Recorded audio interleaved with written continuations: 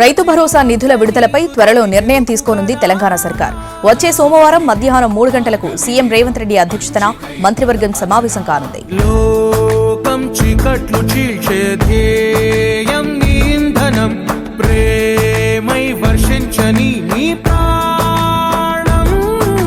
సాయం సమాజమే నీ గేయం నిరంతరం,